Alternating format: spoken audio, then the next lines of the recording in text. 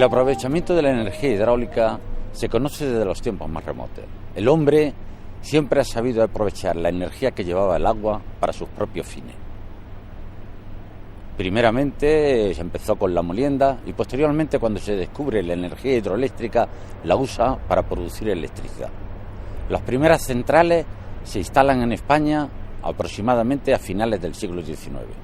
En aquella época se producía con corriente continua y por lo tanto las centrales se instalaban muy próximo a los centros de consumo. Posteriormente, el descubrimiento de la corriente alterna y la instalación de la red interpeninsular abrió enormes posibilidades y la electricidad se ha transformado en la base de nuestro bienestar y del desarrollo de la industria.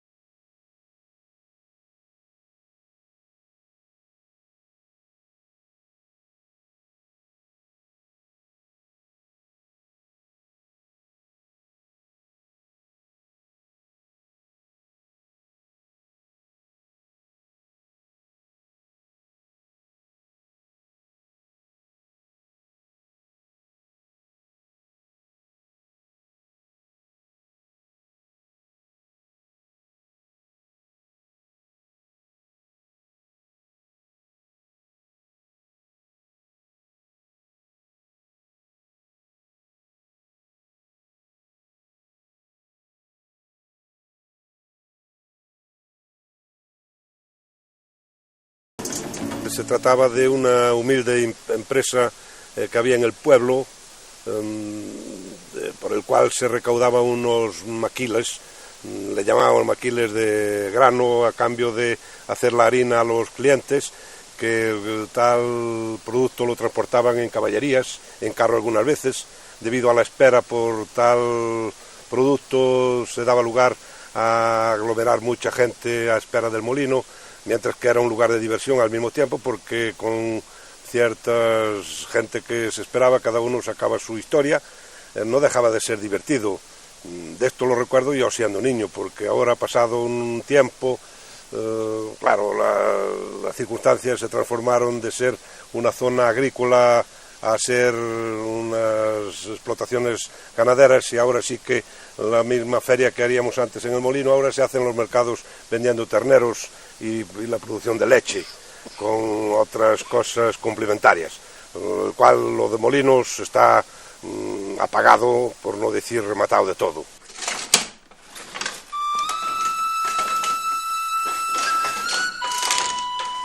El molino, junto al carro, la dorna, el telar y el alfar, el hórreo o el crucero, son los fundamentos de la cultura material y tradicional de todas las regiones españolas y europeas. Lamentablemente, muchas de estas construcciones han sido totalmente abandonadas, pero en la memoria colectiva sigue viva su presencia y su rico acervo folclórico.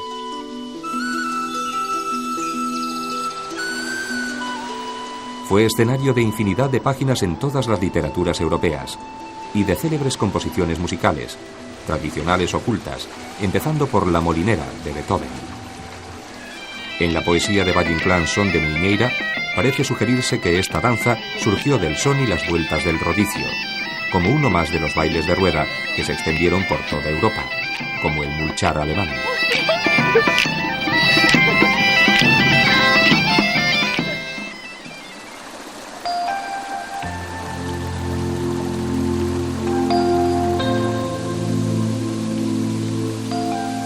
Con el tiempo, el aprovechamiento hidráulico se fue diversificando y aparecieron otras aplicaciones, algunas agrícolas, otras preindustriales, entre las que destacan las herrerías. Según Julio Caro Baroja, el empleo de la fuerza hidráulica en el laboreo del hierro fue esporádico, y hasta el siglo XVI no se montan las grandes herrerías.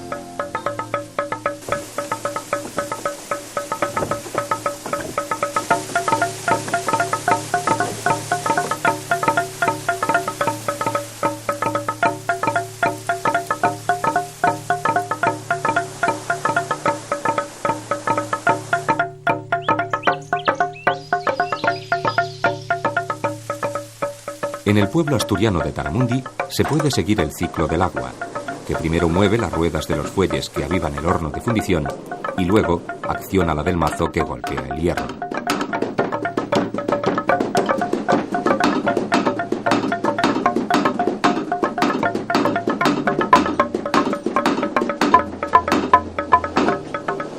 Esta fragua no lleva fuelle.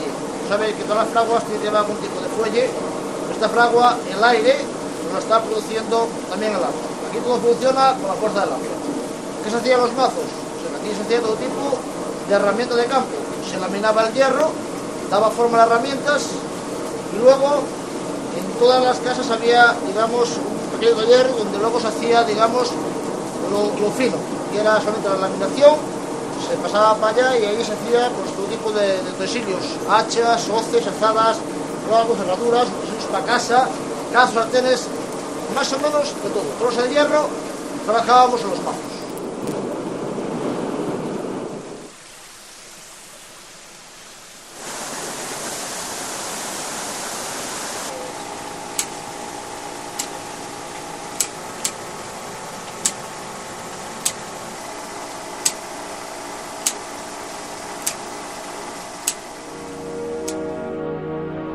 Pero el ocaso de las grandes herrerías estaba consumado desde que en 1867 se empieza en las Vascongadas la construcción de los altos hornos de Bilbao.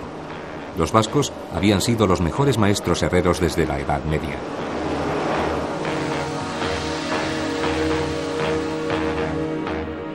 Pero seguramente el ingenio hidráulico más significativo de toda España fue el construido para el abastecimiento de aguas de Toledo en el año 1565 por el italiano Juanelo Turriano. Para salvar el importante obstáculo que constituía el desnivel de 93 metros entre la ciudad y el río Tajo, Turriano diseñó un complejo mecanismo capaz de subir el agua a presión atmosférica de manera escalonada por medio de torretas de cazos que permitían adaptarse a las irregularidades del terreno. La complejidad y grandeza de este ingenio mecánico suministraba 17.000 litros de agua diarios. Su carácter excepcional, unido a su posterior abandono, hacen de su reconstrucción una labor difícil y delicada. Toledo, en el siglo XVI, consigue resolver uno de sus graves problemas, el suministro de agua. Gracias a Juanelo Turriano, se levanta en la ciudad un ingenio, un artificio, el artificio de Juanelo, que, aprovechando la energía hidráulica, el empuje del agua del río, elevaba una cantidad de 17.000 litros al día desde el río hasta el cerro más alto de la ciudad, el Alcázar.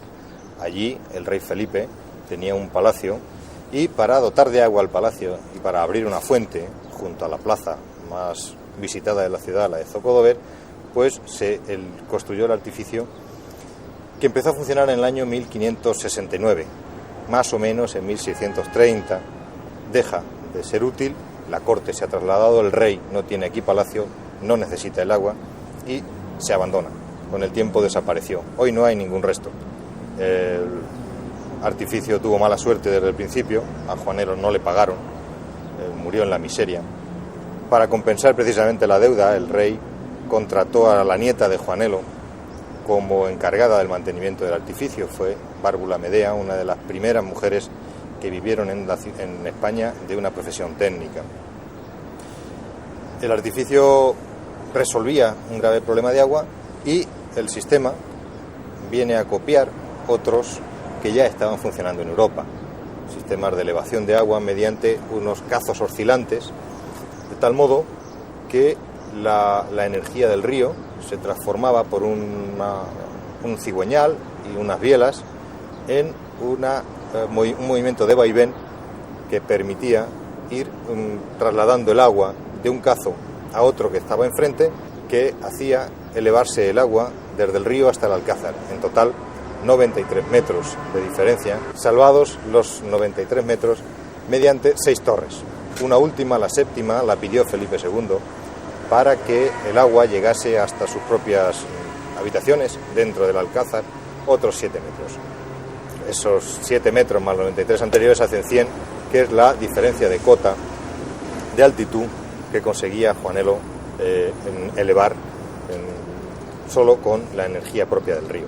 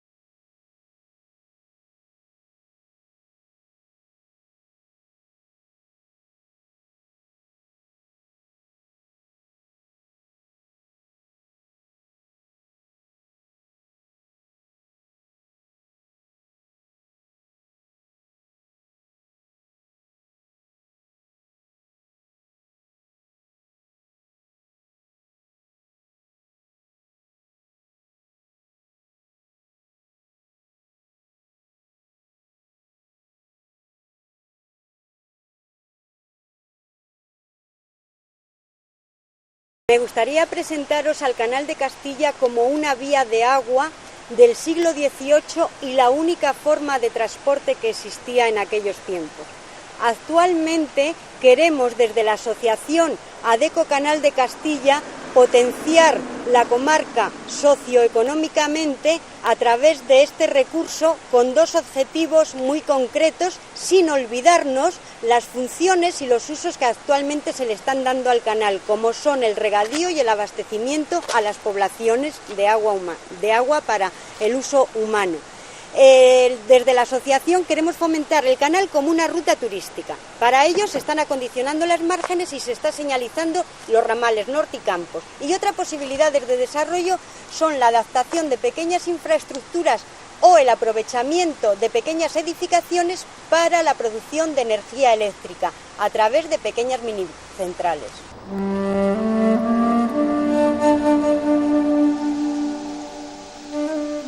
Se conserva también en Medina de Río Seco la fábrica de harinas, asomándose al canal con la nostalgia de quien mira una imagen de otros tiempos.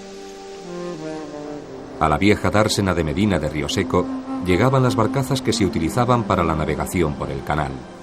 Soñarían quizá con campos de trigo, que después ellas transportarían dorándose al sol.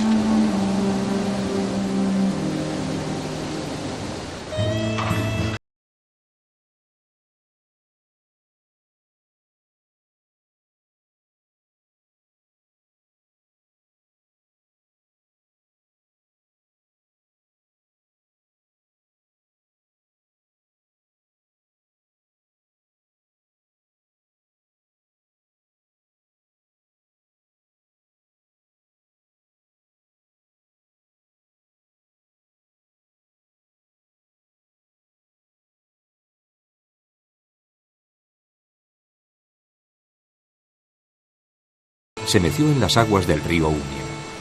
En sus orillas se levantó en 1874 la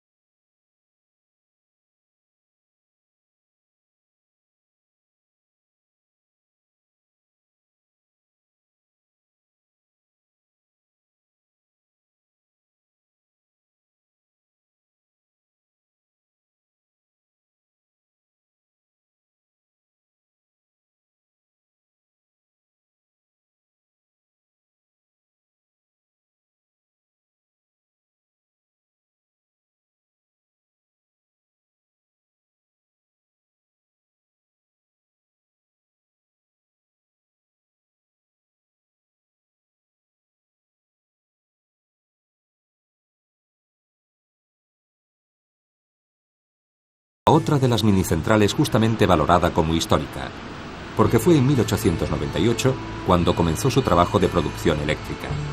En 1902, según reza en la carcasa de algunas máquinas, se instalaron 3 grupos más, y por los años 30 se montó el último grupo generador.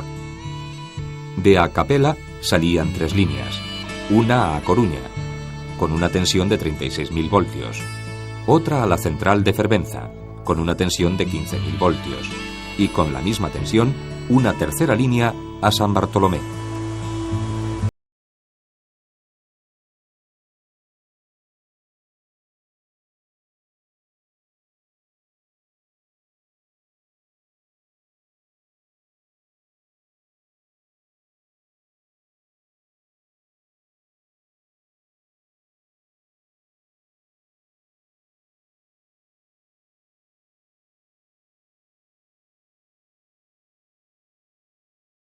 La central hidroeléctrica es una instalación industrial que aprovecha el salto existente en un curso de agua, transformando la energía potencial de la masa de agua en el punto más alto en energía cinética en los álabes de la turbina, la cual al girar a través del eje mueve el generador produciendo energía eléctrica, la cual al pasar por la estación transformadora se eleva a la misma tensión de la red pública en la cual se vierte. Los tipos de centrales suelen ser fluyentes, a pie de presa, en canales de riego o de abastecimiento. Las partes que se suele componer una central fluyente son azul, toma, canal de derivación, cámara de carga, tubería forzada, edificio propiamente dicho de la central y el canal de derivación y el canal al cual vierte el agua al río. El elemento más importante de la central son las turbinas. Podemos considerar 3 tipos básicos: la Pelton, que es para grandes saltos y pequeños caudales; la Francis, para saltos y caudales intermedios; y la Kaplan, para pequeños saltos y grandes caudales. 1901 alumbró el nacimiento en el ayuntamiento de Neda de la minicentral de Fervenza, aprovechando las aguas del río Rebelle, que caen desde una altura sorprendente, dando origen al nombre de la central, Fervenza, en castellano, cascada. Fervenza, que proporcionó luz eléctrica a la ciudad de Ferrol desde principios de siglo, cerró su primer ciclo de actividad en 1965. Pero sus extraordinarias condiciones naturales propiciaron su moderna explotación con nueva tecnología. En Fervenza se pueden identificar fácilmente los elementos que integran una minicentral hidroeléctrica. En primer lugar, la obra de captación, la presa o embalse, para almacenar el agua, elevar el nivel del río y encauzar una parte de su caudal hacia la central. A continuación, el canal de derivación, siguiendo las curvas de nivel del terreno, lleva el agua hasta el depósito regulador o cámara de carga, cuya función es absorber los puntos de consumo de agua que tiene la turbina cuando arranca, reducir las bajadas bruscas de nivel de agua e impedir la entrada de aire. Finalmente, a través de la tubería de presión o tubería forzada, el agua se conduce a la turbina, donde su energía cinética se convierte en mecánica de rotación y por medio de un generador en energía eléctrica.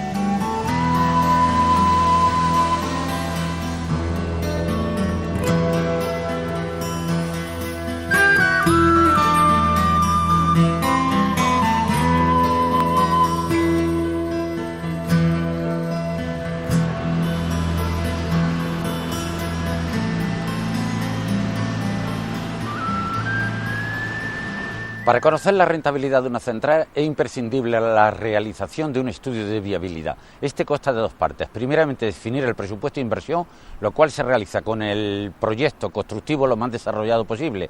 Y por otra parte, un estudio hidrológico que nos va a permitir conocer los caudales del río, cuyo conocimiento es imprescindible. A través de las estaciones de aforo obtenemos los caudales medios diarios durante un periodo largo, aproximadamente unos 20 años, lo cual nos permite obtener para años secos, húmedos y medios la curva de caudales clasificado, la cual nos va a permitir definir el equipamiento de la central y conocer también la producción de energía hidroeléctrica. Después se obtienen los parámetros básicos de la tasa interna de retorno, el valor actualizado neto y el periodo de retorno del capital, y esto nos permite tomar la decisión si es necesario o no es necesario acometer la inversión.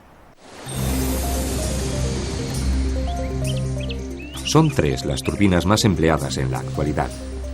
La Pelton, que pertenece al grupo de las llamadas turbinas de acción o de impulsión, utiliza solamente la velocidad del flujo de agua para producir el movimiento de rotación.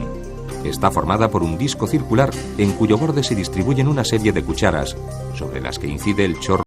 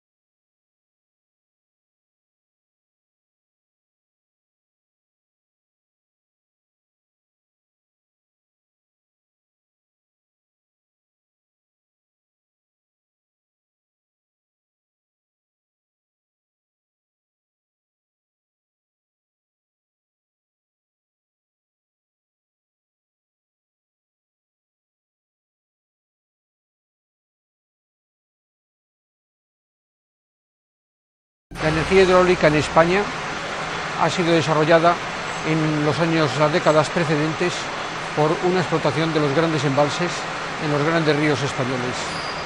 Una vez concluida la fase de desarrollo hidráulico de los grandes saltos, se ha procedido al estudio de saltos más pequeños. Con ello se está potenciando y se crea el llamado sector de la energía mini hidráulica en España. La energía mini hidráulica en España está desarrollada por los pequeños saltos en los ríos, y para ello se ha creado una red de fabricación de turbinas en España procedente de la tecnología ya instaurada en las décadas anteriores de los grandes saltos.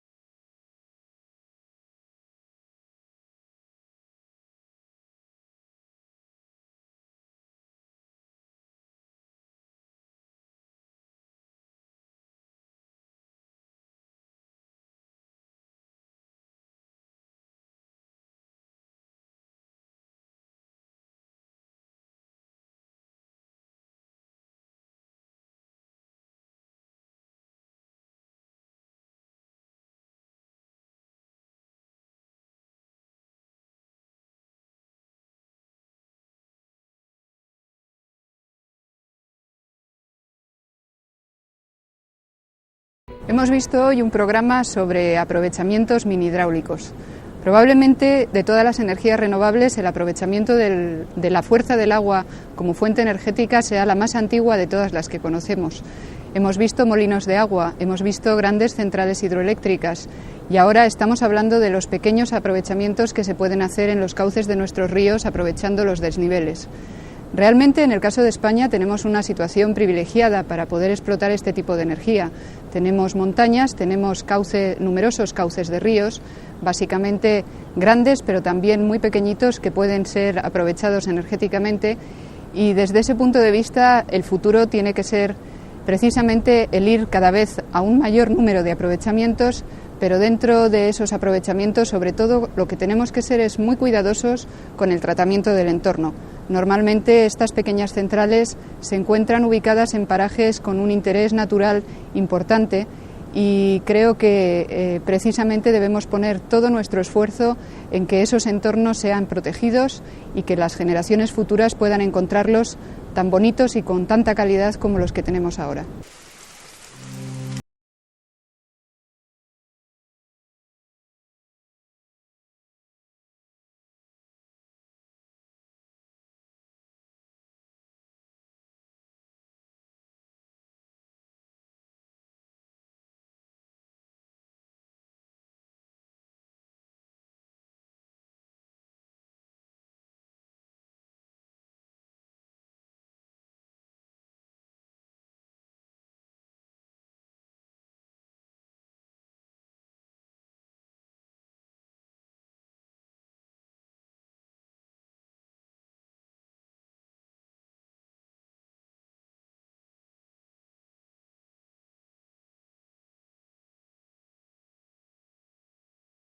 Que molieron la harina cotidiana pasaran a proporcionarnos la luz de cada día. Dos milagros que nunca agradeceremos del todo. Para que, como quería Cunqueiro, el hombre pueda detener el agua, dominarla y usarla para obtener de ella fuerza pareja a la que forma el rayo del cielo o las tempestades.